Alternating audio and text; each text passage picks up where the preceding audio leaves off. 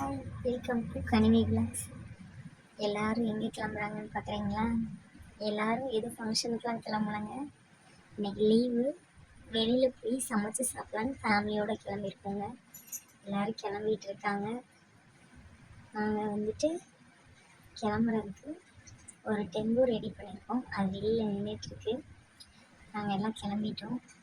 அப்படி அப்போது நம்ம கிளம்புறதுக்கு தேவையான திங்ஸ் எல்லாம் எடுத்துகிட்டு இருக்காங்க.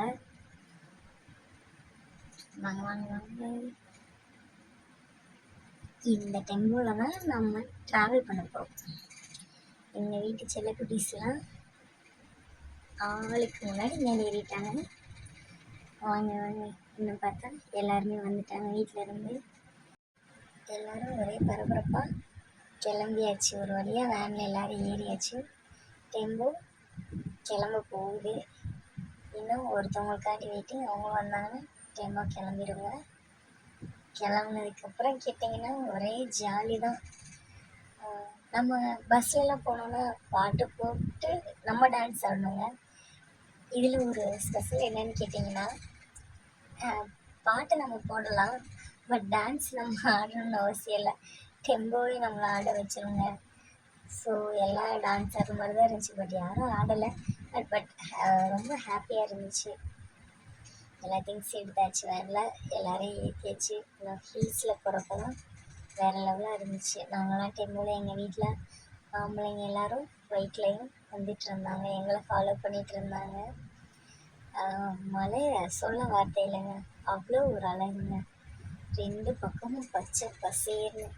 நடுவில் நாங்கள் வர இடம் தவிர எங்கள் கண்ணுக்கு தெரிஞ்ச தூரம் எல்லாம் ஒரே பச்சை மட்டும்தாங்க. மரங்கள்லாம் பாருங்கள் எவ்வளோ உயரமாக இருக்குது.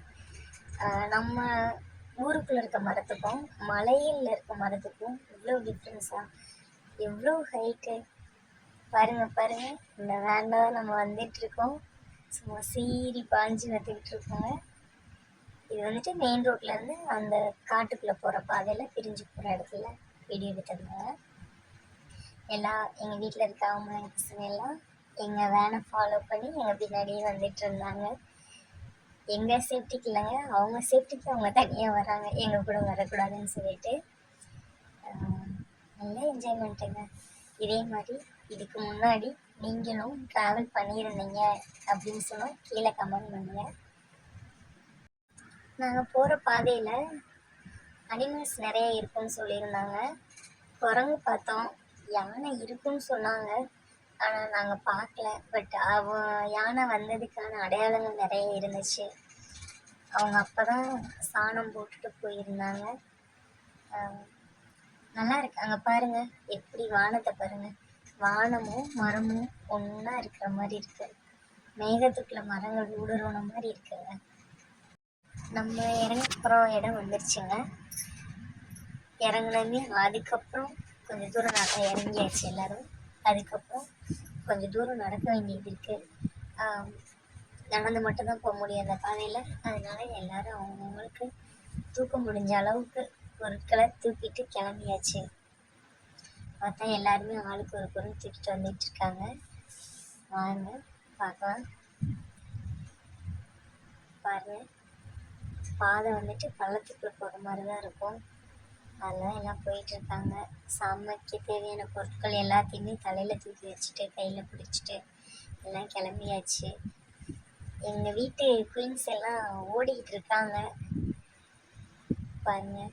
அவங்க எல்லாம் கையிலையும் ஒவ்வொரு பொருள் இருக்கும். அப்படியே நாங்களும் நடக்கிறோங்க. நடந்துகிட்டே இருக்கோம். ஆனால் நாங்கள் சமைக்கிற இடம் மட்டும் வரவே இல்லை. பக்கத்தில் வந்துருச்சுன்னு சொல்லிட்டு போயிட்டே இருந்தோம்.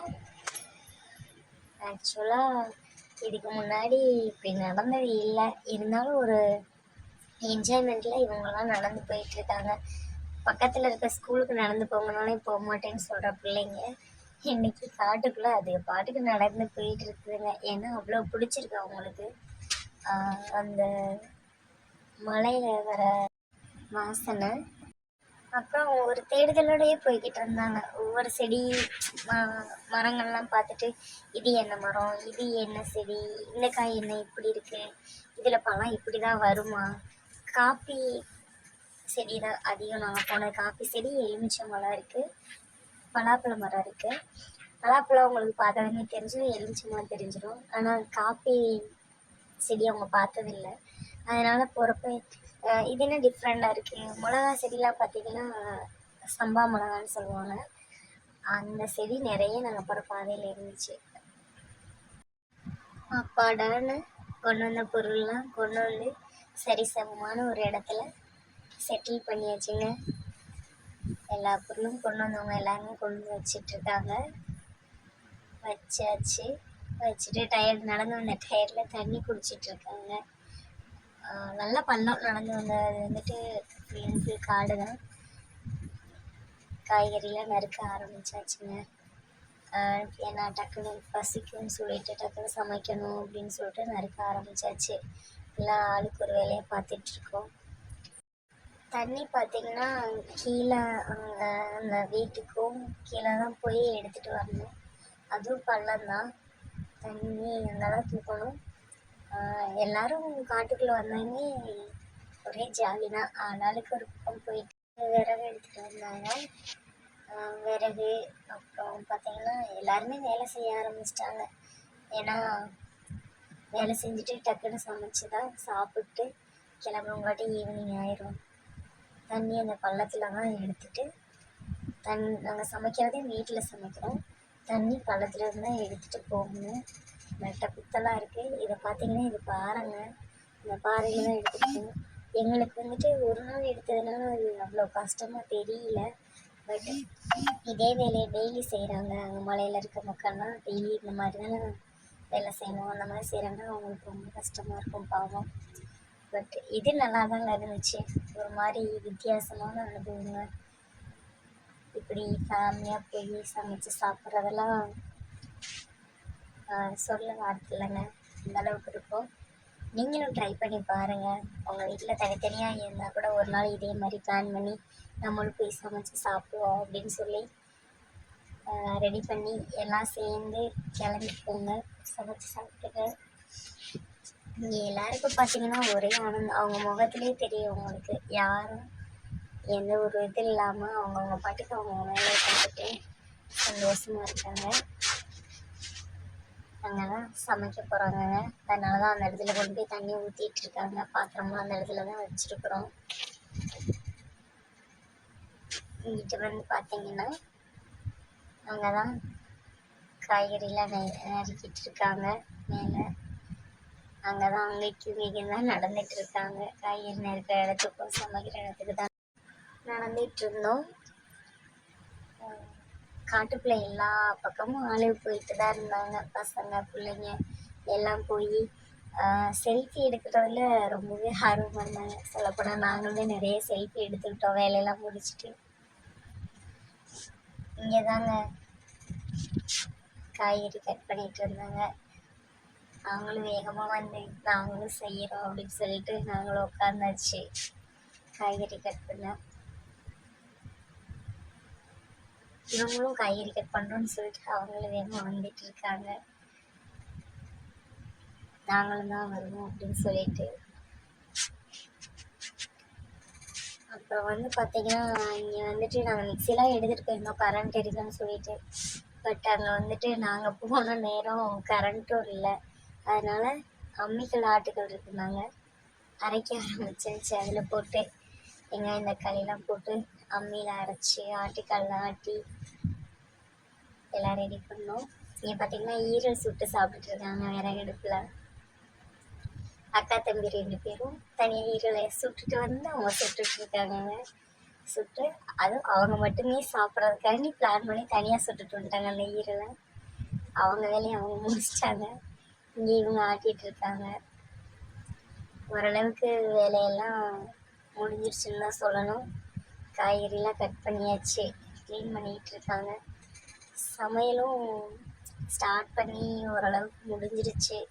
இன்னும் கொஞ்சம் தான் பெண்டிங் இருக்குது வேலைகள் எல்லாமே. முடிச்சாச்சுன்னா சாப்பாடு ரெடி ஆயிரும். சமைச்சிட்ருக்காங்க. அந்த இடத்துல தான் சமைக்கிறாங்க. கூலிங்கான பிளேஸ்னால கொஞ்சம் லேட் ஆகுது, வேகிறதுக்கு வந்துட்டு லேட் ஆகுது. சமைச்சு முடிச்சதுமே சாப்பாடு ரெடி. சாப்பாடு தான் ஆக்கிட்டு இருக்காங்க. அந்த அடுப்பு பார்த்தீங்கன்னா சமைச்சிட்டு சாப்பாடு தான் ஆக்கிட்டு இருக்காங்க. அடுத்து சாப்பாடு ரெடி ஆயிடுச்சு, சாப்பிட்றோம். வாங்க சாப்பிடலாம். சாப்பிட்றத வீடியோ எடுக்க கூச்சப்பட்டதாக நான் அதிகமாக எடுக்கல. சாப்பிட்டு முடிச்சு கிளம்பியாச்சு. எல்லாமே தூங்கிட்டு இருந்தாங்க வேனில் படுத்து. அதனால தான் நாங்கள் அதை வீடியோ எடுக்கல. மரங்களை பாருங்கள் எவ்வளோ அழகாக இருக்குது. ரிட்டன் கிளம்பியாச்சு. எங்கள் வீட்டுக்கு கிளம்புனப்போ எடுத்த வீடியோ. இதே மாதிரி நீங்களும் போயிருந்தீங்க அப்படின்னு சொன்னால் கண்டிப்பாக கீழே கமெண்ட் பண்ணுங்கள்.